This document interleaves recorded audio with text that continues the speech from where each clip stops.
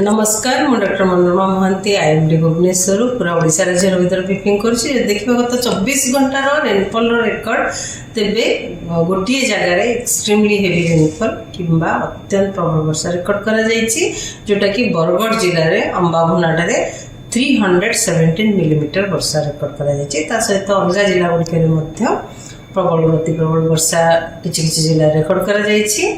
पूरा आम जब देखा एक्सट्रीमली हेवी रेनफॉल कि अत्यंत प्रबल वर्षा गोटे स्टेशन में रेकर्ड करा ता सहित अति प्रबल वर्षा 3टी स्टेशन में रेकर्ड करा आउ प्रबल वर्षा 21टी स्थान में रेकर्ड करा जब देखा आज पर्यंत वर्षा तेरे पूरा 1 जून रु लेकिन 3 जुलाई मध्य टोटल वर्षा आम पूरा राज्य रही 176.2 मिलीमीटर जहाँ फल कि वर्तमान आमर डिपार्चर रही 26% डेफिशिएंट पूरा ओडिशा रे वर्तमान वर्षा 26% कम रही। आमर उत्तर पश्चिम बंगोपसागर एवं यह निकटवर्ती उत्तर पश्चिम बंगोपकूल पश्चिम बंगोपकूल लघुचाप क्षेत्र एवं उत्तर पश्चिम बंगोपसागर एवं यह पाखापाखि अंचल रही सहित जड़ित घूर्णिबलय समुद्र पतन ठारू 7.6 किलोमीटर पर्यंत व्यापी एवं दक्षिण पश्चिम दिग को उच्चता सहित ढली रही। आगामी 2 दिन मध्य यह अधिक घनीभूत होबार संभावना रही। जे देखा पूर्वानुमान आगामी 24 घंटा मध्य राज्यर अधिकांश स्थान में हल्का मध्यम वर्षा रही संभावना रही। सहित प्रबल अति प्रबल इवेन अत्यंत प्रबल किंबा एक्सट्रीमली हेवी रेनफॉल होबार संभावना रही। मालकानगिरी कोरापुट रायगड़ा एवं कंधमाल कलाहांडी जिले में ता सहित अलग जिला गुड़िक जमीक नवरंगपुर नुआपड़ा बलांगीर बौद्ध सोनपुर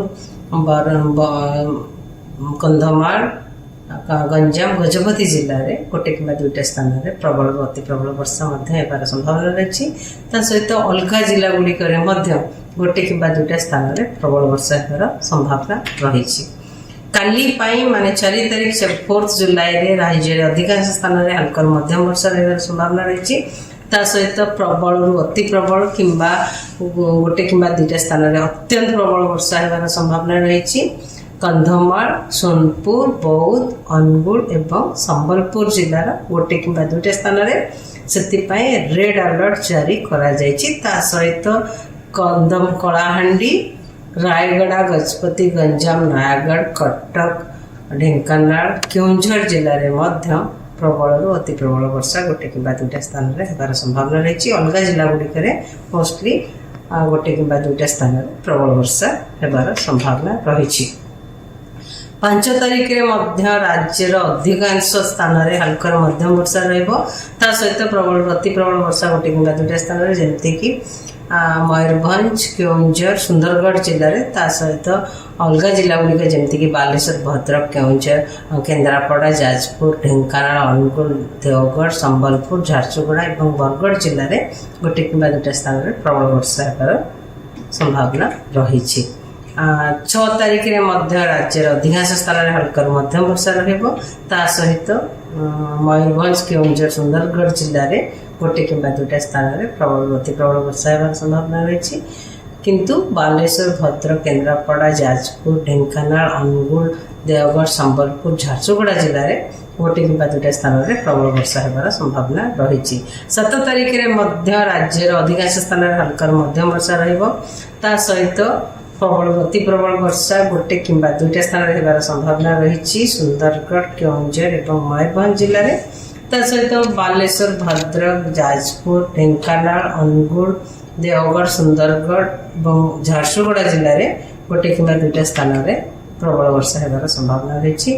8 तारीख राज्यर अनेक स्थान में हल्का मध्यम वर्षा किंतु प्रबल वर्षा होबार विशेष संभावना नहीं। 9 तारीख में राज्य में किछि स्थान में हल्का मध्यम वर्षा सहित प्रबल वर्षा होबार संभावना नहीं। मोस्टली 8 तारीख पर वर्षार परिमाण कमिबार संभावना रही। ତା ସହିତ ଆଗାମୀ 5 ଦିନ ପର୍ଯ୍ୟନ୍ତ ମାନେ 3 ତାରିଖରୁ 7 ତାରିଖ ପର୍ଯ୍ୟନ୍ତ ମତ୍ସ୍ୟଜୀବୀ ମାନଙ୍କୁ ସମୁଦ୍ର ଭିତରକୁ ଯିବା ପାଇଁ ମନା କରାଯାଇଛି। ଫିସରମ୍ୟାନ୍ ୱାର୍ଣ୍ଣିଂ ରହିଛି। ଆମର ସମୁଦ୍ର ଅଶାନ୍ତ ରହିବ 3 ତାରିଖରୁ 7 ତାରିଖ ପର୍ଯ୍ୟନ୍ତ, କାରଣ ବର୍ଷା ରହିବ, ସ୍କଲି ୱେଦର ରହିବ, ବର୍ଷା ସହିତ ପବନ ରହିବ। ପବନର ବେଗ 40ରୁ 50 କିଲୋମିଟର पर आवर ରହିବ। ତା ସହିତ ଝଟକା ପବନର ବେଗ 60 କିଲୋମିଟର पर आवर ରହିବାର ସମ୍ଭାବନା ରହିଛି। ସେଥିପାଇଁ ମତ୍ସ୍ୟଜୀବୀମାନଙ୍କୁ ଆଡ଼ଭାଇସ୍ କରାଯାଉଛି କି ସେମାନେ ଓଡ଼ିଶା ଉପକୂଳକୁ ମାନେ ସମୁଦ୍ର ଭିତରକୁ ନ ଯିବା ପାଇଁ 3 ଜୁଲାଇରୁ 7 ଜୁଲାଇ ପର୍ଯ୍ୟନ୍ତ। ଧନ୍ୟବାଦ।